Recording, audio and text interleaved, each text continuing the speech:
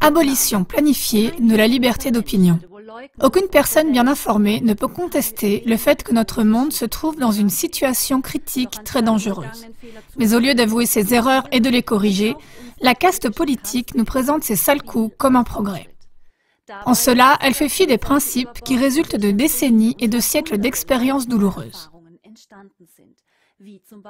Par exemple, en ce qui concerne la liberté d'expression, le principe d'autodétermination des peuples, la neutralité de l'Autriche ou bien l'interdiction fixée dans le droit international à tout État d'intervenir dans les affaires d'un autre État.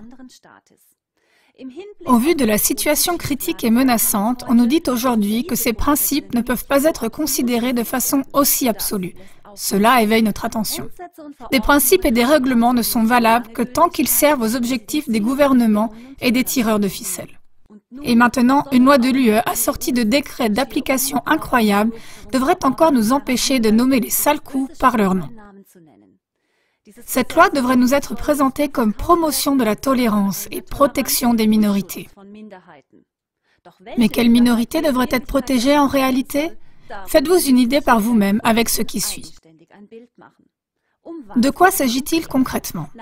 Plus d'un an après avoir été débattue et fortement critiquée, la proposition de loi de l'UE sur la promotion de la tolérance est maintenant de nouveau discutée. Le Conseil européen pour la tolérance et la réconciliation a présenté un projet qui doit être adopté par le Parlement européen. Au nom de la tolérance, il est planifié d'interpréter des opinions indésirables comme actes criminels et de les punir comme crimes graves. En même temps, la proposition de loi prévoit de mettre en place dans tous les pays de l'UE une forme de police de mentalité étatique composée de 2 instances officielles et chargée de l'application de la loi, qui sont l'unité d'administration spéciale et la commission de surveillance nationale de la tolérance. Elle serait chargée de surveiller la population et d'évaluer selon l'esprit de l'UE le caractère punissable des expressions d'opinion. Cette loi a pour but l'abolition de la liberté d'opinion. La protection des minorités est uniquement utilisée comme prétexte pour faire taire les personnes d'opinions différentes. Bien entendu, doivent cesser avant tout les voix qui expriment la critique justifiée, qui montrent des dysfonctionnements et qui dévoilent l'injustice. Ne manquez pas notre prochaine émission sur le sujet « Rééducation de la jeune génération à la ligne officielle ».